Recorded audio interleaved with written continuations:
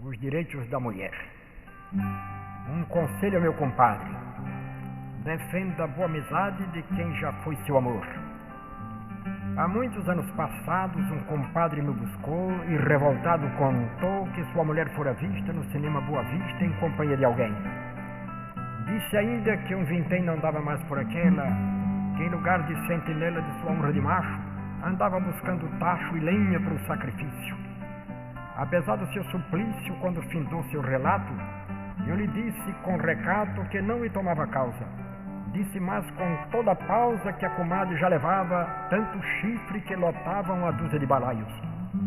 Me gritou, compadre: raios me partam neste momento, pois não sei que pensamento você conserva a respeito da mulher que busca um jeito de enganar seu marido, que deixa o homem ferido no que ele tem de mais sério, que quer ir para o cemitério ou levar vida de puta. Vou dar-lhe a razão enxuta, respondi ao meu compadre, e sereno como um padre fui desfiando o rosário, subindo pelo calvário onde a mulher sofre tanto. Você vai sentir espanto, mas me responda a pergunta: quando o marido se junta à mulher que busca e ama, acaso leva para a cama a mesma fidelidade que com tanta ansiedade jurou no pé do altar? Pode ele acaso provar que não traiu sua esposa, que não se fez de raposa para comer no outro terreiro? Piscando o olho ligeiro, meu compadre disse: então, pode haver comparação entre o direito que temos e o que a mulher concedemos para ela trair a gente?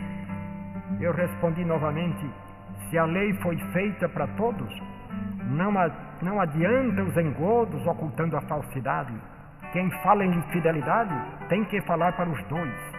Se o homem falta depois de jurar eu sou fiel, deve tragar o seu fel, mas nunca chamar aquela de puta, porco, cadela, nem pensar que tem direito de dar-lhe um tiro no peito. Em que mundo nós estamos, que ainda não alcançamos o reino da liberdade, em que domina a igualdade do trato também na cama?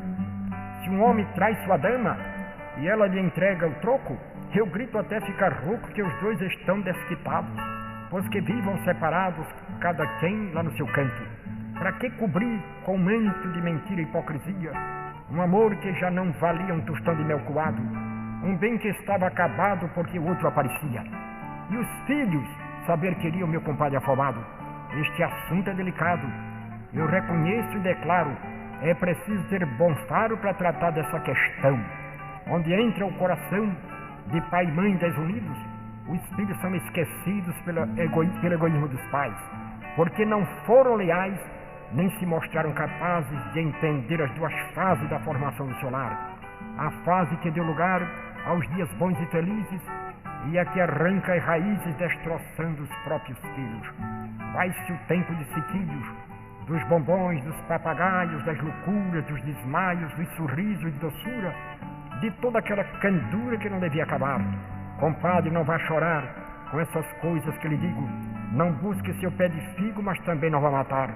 Busque a via salutar, que é a salvação dos meninos.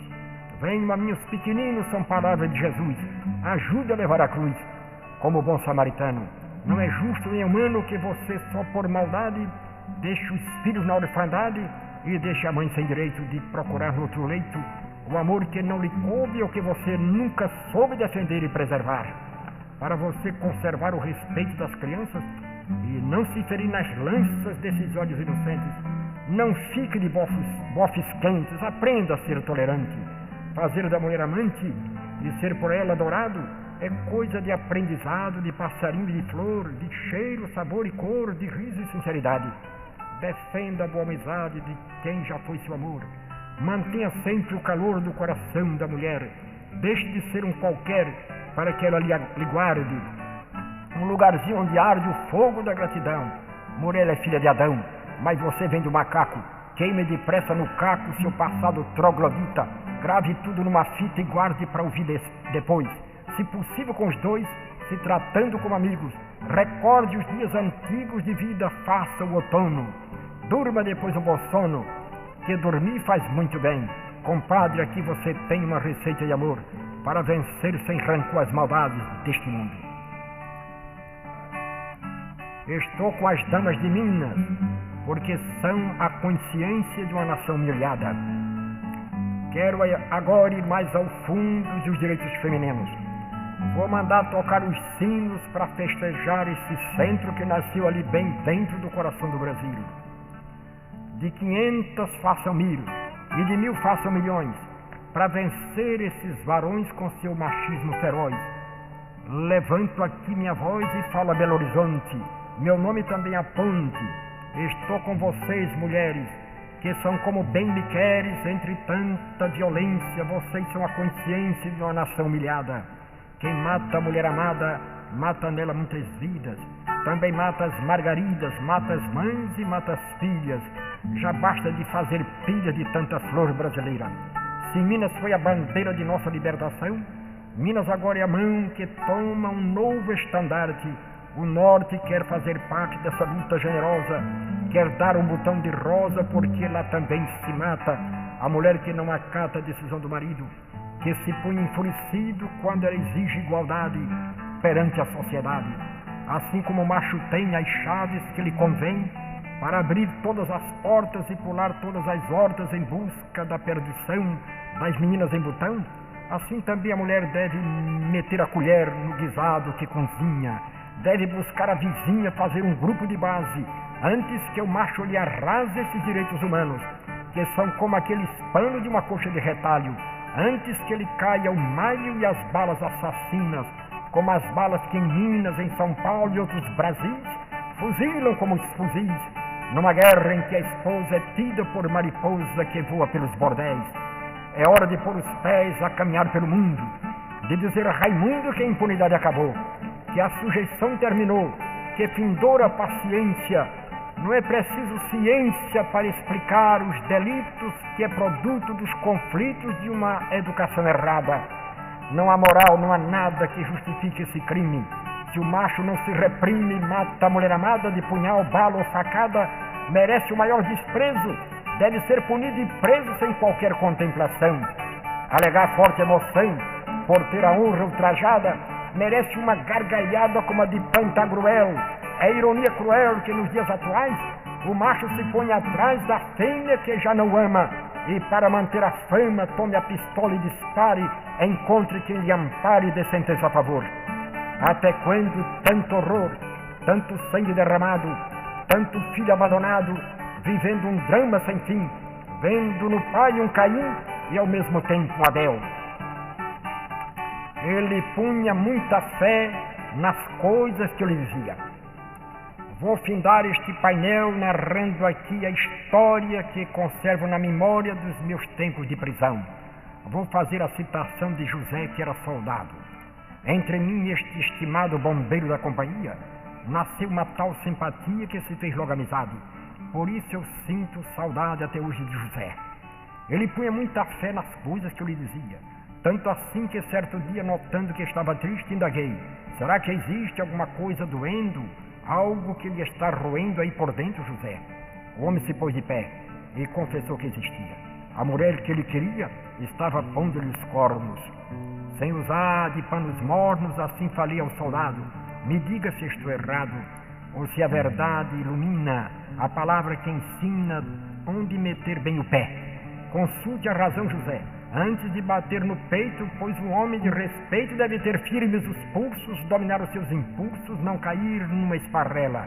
Você gosta mesmo dela? Ela é a minha adoração, manda no meu coração, foi a resposta sincera. Mas ela não lhe venera, não lhe ama, não lhe quer. Vou matar essa mulher, não suporto mais a dor. Quando a vejo, mudo a cor, me treme a mão na pistola, me desce o sangue para a sola quase gelada dos pés.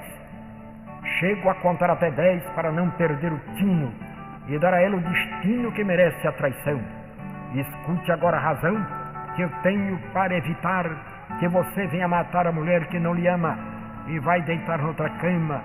Se eu fosse você, José, e tivesse a sua fé, deixava em paz essa dama e apagava essa chama que lhe consome por dentro.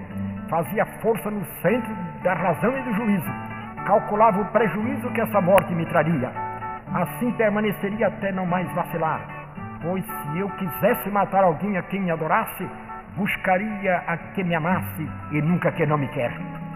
José não moveu sequer um dedo de sua mão. Eu percebi que a razão começava a dominá-lo, que ia fazer um calo dentro de seu coração. Finalmente disse: irmão, permita que eu chame assim. E eu tinha a lei de Caim ao chegar a esta cela. Eu vou queimar minha vela no altar de quem me ama. Extinguiu-se assim a chama que devorava José, quando ele se pôs de pé e apertou minha mão. Nem sombra de tentação existia no seu rosto. Tomou pela vida gosto, voltou a sorrir de novo. Como era um homem do povo, me parecia mais duro tirá-lo do pé do muro e desarmar a pistola. Pego aqui minha viola e vou cantar noutros pagos. Vou seguir os 3 reis magos e buscar a minha estrela. Quero tomá-la para tê-la como guia do futuro.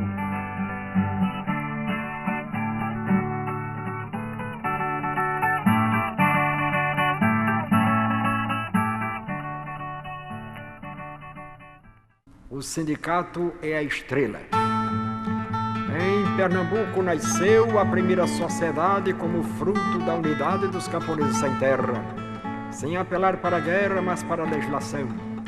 Foi ali em Santo Antão, município de Vitória, que começou a história, uma bonita epopeia em terras da Galileia, engenho de fogo morto.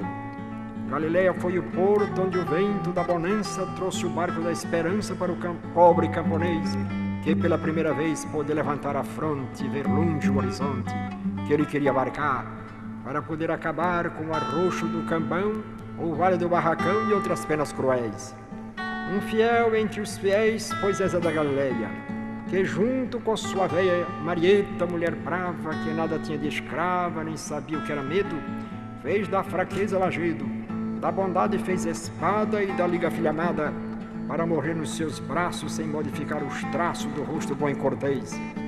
Não há um só camponês que não venere Zezé, um homem limpo e de fé, sorrindo mais que falando, com passo firme guiando todos os sócios da liga, que nasceu como uma espiga cujos caroços lançados nos corações fecundados pelo verbo e pela ação, foram ganhando mais chão, subindo e baixando serras, conquistando novas terras pelo Nordeste e além. A liga queria o bem de todo camponês pobre, sua intenção era nobre como nobre era o seu fim.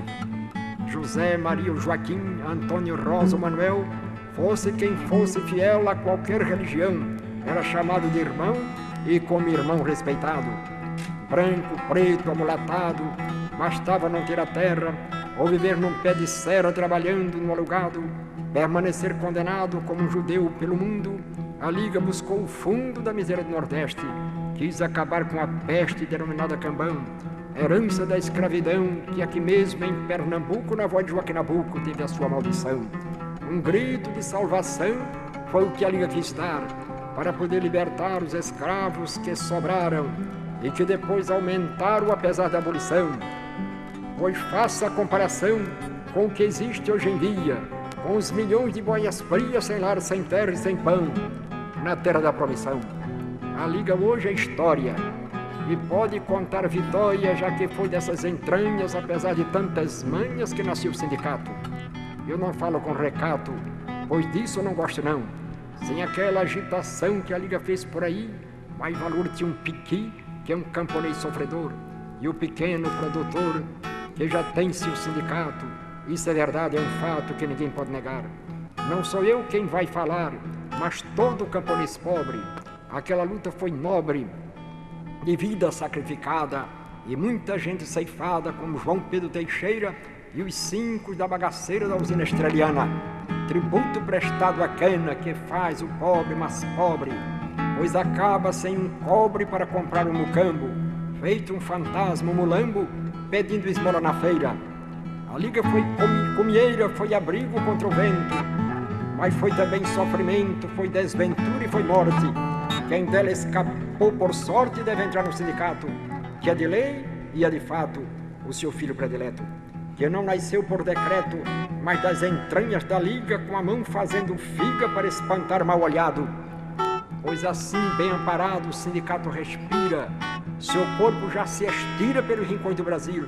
Existe mais de 6.000 caminhando para chegar. É necessário ajudar o seu desenvolvimento, pôr a sua vela ao vento para fazê-lo avançar, pois quanto mais navegar, mais horizonte ele abarca. O sindicato é a arca que guarda a sua esperança, É sua ponta de lança, seu fuzil e seu bornal. É seu açúcar e seu sal. É sua luz no caminho. Não vá para ele sozinho, leve também o seu filho. Quando você planta o milho, não planta só um caroço. O sindicato é um moço que aprecia a boa festa. Junte tudo o que lhe resta, o pai, a mãe, a mulher, e convide o que houver. Ao derredor de seus pagos, faça como os 3 reis magos acompanhando a estrela. Você também deve vê-la, seguir a rota final. Não fique aí no sisal, tão pensativo esperando, com a ventania soprando as cinzas do seu tição. Tome logo a decisão, ingresse no sindicato, depois de limpar o mato, que é a primeira obrigação. Brejo, caatinga e sertão, o sindicato os convoca. A cana que não dá soca não merece ser plantada. Quem só vive da enxada deve sair na carreira, conduzindo a companheira para sua associação. Não tem que vacilar não, o sindicato precisa fincar a sua baliza. Para lutar com firmeza, não fracassar na defesa dos direitos conquistados por tantos sacrificados, que ninguém sabe dar conta. Só o sindicato aponta o caminho da verdade e da solidariedade que conduz à autonomia. Eu não encontro outra via mais indicada que esta. O sindicato é a festa de toda a sua família. Merece bem uma milha do Papa que vive em Roma, para dizer como se soma 1 milhão contra 1 milhão e explicar a razão porque ficou com os pobres e seus sentimentos nobres ali bem perto no coque, invocando o bom São Roque, São Francisco e outros santos, para enxugar com seus mantos as lágrimas todas que correm enquanto os pobres não morrem consumidos pela fome. Pois no Brasil só quem come até ter o bucho cheio é o que assalto alheio faz muita especulação e se diz até cristão, desmentindo os bons profetas que só dispararam setas contra o peito do burguês. Cristo não quis e não fez senão dizer que um dia se acabaria a agonia da pobreza sobre a terra.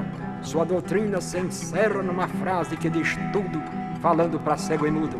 Quem quiser me acompanhar tem primeiro que doar tudo que possui aos pobres. Com essas palavras nobres se resume a fé cristã.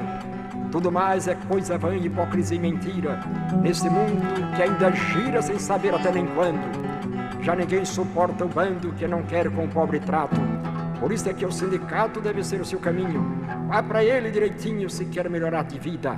O sindicato se lida, eu digo e bato no peito, pelo seu maior direito que é conseguir mais salário, evitar o seu calvário, sua morte e perdição.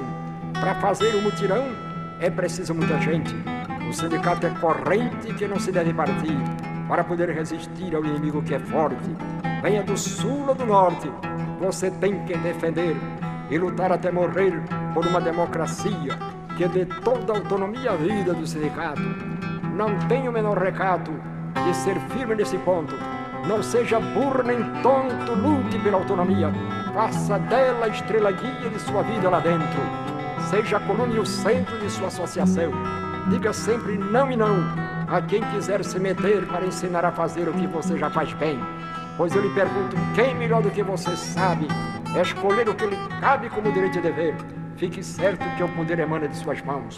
Junte todos seus irmãos de pobreza e sofrimento. Mantenha um só pensamento, que a força vem da união. Pise firme no seu chão, não se deixe confundir. Quanto mais você se unir ao companheiro de luta, desaparece a disputa e se afirma o seu grêmio. Esse é o seu grande prêmio, a sua ressurreição. Autonomia e união são palavras tão formosas como 2 botões de rosas colhidos por uma mão. O sindicato é o pão que junta todos na mesa. Dele depende a grandeza e o futuro do Brasil, pois não é só o fuzil que defende uma nação. É preciso ter razão para que o povo obedeça. Crescer, eu quero que cresça o sindicato rural, como cresce o milharal quando o inverno não falha. Ponha para fora o canalha que combate o sindicato. Tome a foice e limpe o mato. Não perca mais um minuto. Ainda hoje eu escuto o grito que deu a liga, que foi sempre sua amiga e quis sua salvação. Prepare o seu coração e a consciência também. Venha dançar um xerém na sede do sindicato, com alegria e recato, pois é aqui seu lugar. A sua casa, o seu lar, sua escola e seu abrigo. O sindicato é um amigo do pobre que não tem terra, que vive num pé de serra sem esperança e sem pão. Havendo mais união entre a massa camponesa, será mais fácil a defesa dos direitos conquistados quando lhe forem negados por abuso do patrão. não vale estender a mão para pegar na urtiga. Olhe para frente e me diga se estou certo ou estou errado, se o meu papo está furado ou se defendo a verdade. Não espere a caridade nem vá mendigar esmola, mas tome a sua viola, o agarre o seu pandeiro e diga para o mundo inteiro que o tempo agora é de luta, que o sindicato é a fruta que ele pode alimentar. Não pense em desanimar, porque um Judas qualquer anda dizendo que quer dar um beijo no seu rosto. Fique alerta no seu posto, como a boa sentinela. Não abra sua janela na escuridão da noite. Tome o chicote e açoite quem venha para dividir. Faça tudo para unir um irmão com outro irmão, mediante a condição de nunca deixar ninguém. De 10 você passa a 100, multiplique por 10.000. Até que em todo o Brasil, nem um só trabalhador seja branco ou de outra cor. Deixe de ser convidado para ser sindicalizado e melhorar sua vida.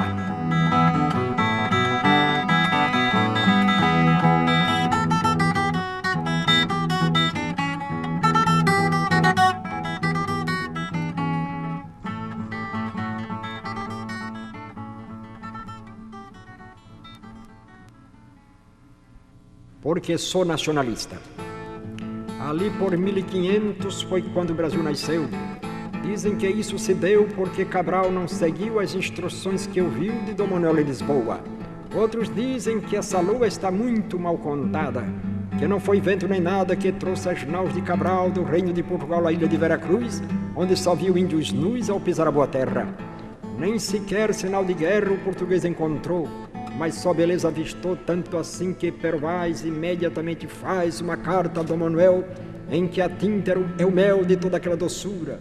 Vendo tanta formosura em cada rosto nativo, o escrivão muito vivo percebeu que aquela gente estava muito contente, alimentada e sadia. Disse que a terra daria o que nela se plantasse. Da Índia disse que a face era a mesma que a de Eva. Do índio disse que leva nobreza e dignidade. Eu, por amor à verdade, digo que esse lusitano tomou do mais fino pano para vestir o Brasil.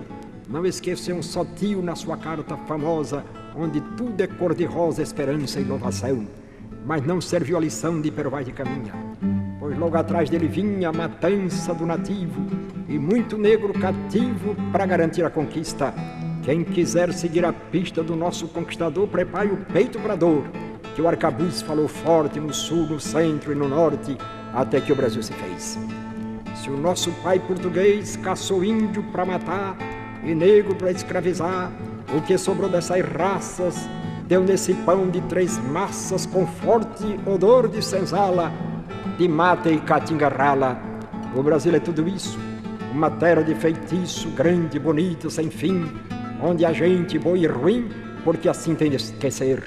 Se não quiser entender esta minha explicação, fique você com seu não que passa a outra matéria, pois vou narrar a miséria que domina este país. Devemos ir à raiz e não ficar pela rama, para saber quem tem a fama, quem fez o povo sofrer, quem não quis vê-lo viver bem vestido e alimentado, ganhando o seu pão honrado, mandando o filho à escola, não tendo que usar sacola para mendigar o pão, nem remexer como um cão a lata que guarda o lixo.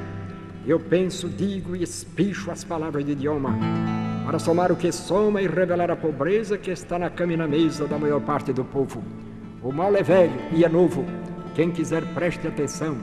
Desde a colonização até hoje ele domina, causando muita ruína, muita amargura e tristeza. Não é preciso destreza, talento e sabedoria para descobrir a via por onde o mal caminhou, como a peste que assolou e ainda assola a nação. Você me dará razão quando digo que a cobiça começou depois da missa, a primeira celebrada nesta terra conquistada sem um tiro de canhão. Foi tal a devastação, em busca de ouro e prata, que não ficou uma mata sem haver sido explorada. Cada tribo era obrigada a entregar o que tinha. Saía um, outro vinha, e o roubo nunca acabava. A Europa não saciava sua sede de riqueza. Era de tal natureza que o pau-brasil se acabou. E muito ouro embarcou para as arcas de Portugal. Depois de todo esse mal, chega a nossa independência, que se deve à inteligência de Bonifácio Andrada. Pois esse bom camarada morreu pobre como Jó, porque tentou fazer só as reformas sociais, a todos queria iguais frente à razão e à lei. Antes que você nomeie os feitos do velho Andrada, que não se esqueceu de nada, já querendo a capital ali no Brasil Central, tal como fez Juscelino. E eu lhe digo que o destino do Brasil outro seria, pois ele também queria devolver ao índio a terra, não permitir que a guerra acabasse com essa raça que hoje ainda se caça com ferocidade atroz. Também levantou a voz contra a negra escravidão, disse ao latifúndio não e mandou que fosse embora quem chegava lá de fora para roubar a nação. Quis que não faltasse pão na mesa do brasileiro. Quis assim que o mundo inteiro respeitasse a nossa gente. Paulista bom e valente, como ele não nasceu. Quem diz isso não sou eu, mas é a história quem diz. Ele marcava com giz os caminhos do futuro. O horizonte sem muro Bonifácio quis deixar, pra gente poder marchar de cabeça levantada. Quis que fosse imaculada a bandeira do Brasil. Sem disparar um fuzil, chegou depois o inglês. E aqui nesta terra fez o seu ninho usando a libra até liquidar a fibra do governo do império. Inglês tem cara de sério, mas tem coração de aço. Mando, quero, digo e faço, assim resume o seu lema. Quem não aguente que gema, sob o peso do seu braço. A Inglaterra foi maço que castigou todo mundo. Seu banco tinha mais fundo que outro qualquer na terra. Viveu de rapina e guerra, reinou sempre onde ela quis. Mas aqui houve um país que tentou escapar dela, fabricando a sua tela, o aço fino, o bom ferro.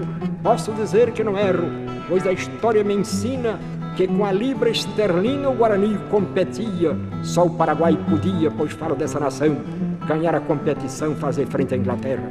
Por isso estourou a guerra para acabar com o Paraguai. Brasil se une ao Uruguai, e os dois juntos com a Argentina fazem tal carnificina contra aquele povo irmão que não ficou um varão para narrar a história. Paraguai virou escória, perdeu tudo quanto tinha. Hoje ali só se cozinha corrupção, droga e intriga. 50 anos sem briga a Inglaterra desfrutou. Tudo que pôde levou deste nosso continente, até chegar de repente à Primeira Grande Guerra, que estremeceu toda a terra entre 14 e 18. Um alemão muito afoito quase pôs sob seus pés generais e coronéis de outras potências do mundo.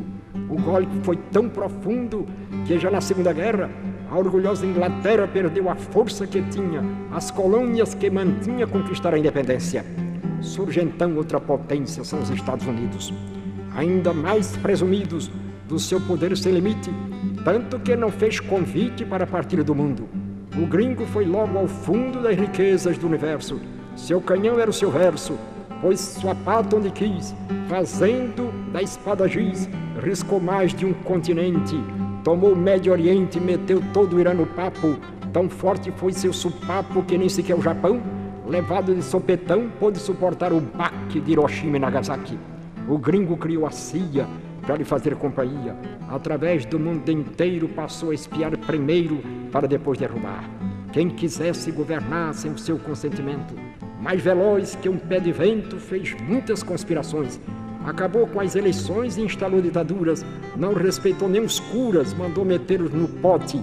Matou até sacerdote que defendia a pobreza. Guardou sua gentileza para Pinochet e Somoza. Aliou-se com Formosa de um tal Chiang Kai-shek. Fez um sambinha de breque para toda a democracia, só aceitando uma via, a ditadura fascista que facilita a conquista de qualquer matéria-prima, com o cacetete por cima e o pau de arara por baixo, para comer no seu tacho a condição é ser rico. Com essa denúncia eu fico, pois se for contar tudinho, não para mais o moinho que a água do rio sobra, dando mais volta que cobra pelo oco deste mundo. Não há limite nem fundo que caiba tanta ambição.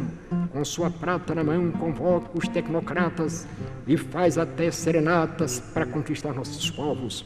Ele crê que tem mais ovos, que tem mais poder humano, mas já entrou pelo cano na guerra da Indochina. Aliou-se agora à China sem consultar o dragão. Para não haver confusão, nem me tomar por mesquinho, para distinguir o caminho por onde quero chegar, vamos aqui separar o joio ruim do bom trigo. Quando eu chamo de inimigo ao gringo que nos persegue com sua cara de jegue, eu falo do tio Sam, que só quer ser Superman e dominar todo mundo. Me refiro a um ser imundo chamado transnacional, portador de todo mal que infesta o nosso planeta. É este o pior cometa contra quem vamos lutar. Para poder conquistar e vencer a competência, o gringo trouxe a ciência que ele tem mais avançada e com pouco mais ou nada engabelou nossa gente. Passou o mais fino pente e não deixou um piolho. Aonde ele bota o olho não tem doutor que dê jeito. É preciso ter bom peito para topar a parada. Com ele é tudo ou é nada, pois não aceita metade. Com seu capital invade, domina, faz e desfaz, quer sempre ganhar demais. Não lhe importa a desgraça do povo, nação ou raça espalhada pela terra. Quem resistir terá guerra, golpe de estado fascista para manter a conquista de nossas matérias-primas. Não há versos, não há rimas que comovam este bandido, que há 30 anos tem sido o carrasco da humanidade, a pior calamidade que já caiu sobre nós. Escute bem minha voz, não cale nem cruze os braços, não vá se enredar nos laços que a transnacional botar, pois ela é como o jaguar que só quer beber seu sangue e afogar você no mangue. Venha da Europa ou Japão, é tudo igual, meu irmão. Tome nota do que digo, siga o caminho que sigo e saberá que não minto. A coisa está no instinto desse animal sem entranhas, que usa todas as manhas para chegar a você, cantando o mesmo ABC, nas línguas mais diferentes. Todas elas são parentes, falo das transnacionais, que misturam os capitais, se metem entre nossos povos, com sua rede e seus covos para pescar nossas riquezas. Sem qualquer delicadeza entram na casa da gente, tomam conta de repente do pão, do gás, do tempero. Nada importa o desespero de uma nação saqueada.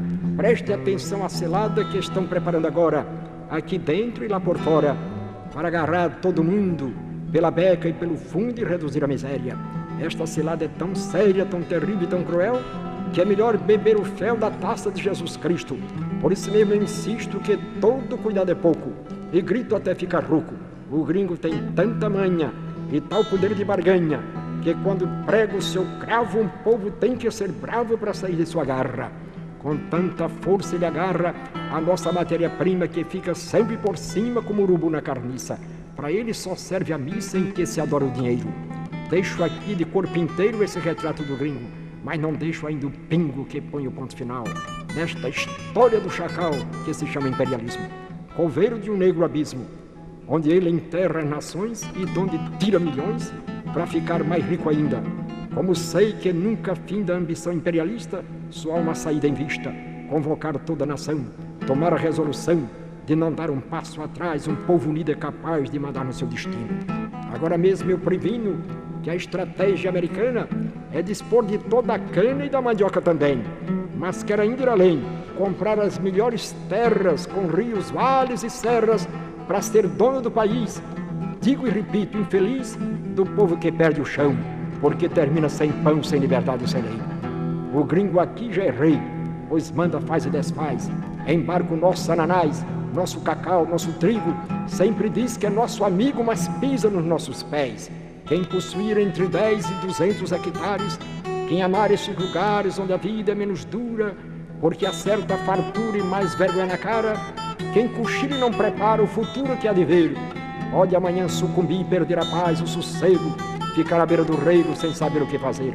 O gringo agora quer ser dono do que a gente come, quer controlar nossa fome através dos alimentos, dobra nossos sentimentos à força de seu império. O gringo não tem critério para beber nosso café, seja sentado ou de pé, quer dominar todo mundo. Com esse sistema imundo é senhor do que quiser. Você faça o que fizer, implore, peça e suplique, se chame João ou Henrique, que o tio Sam não se move do lugar onde promove a sua dominação.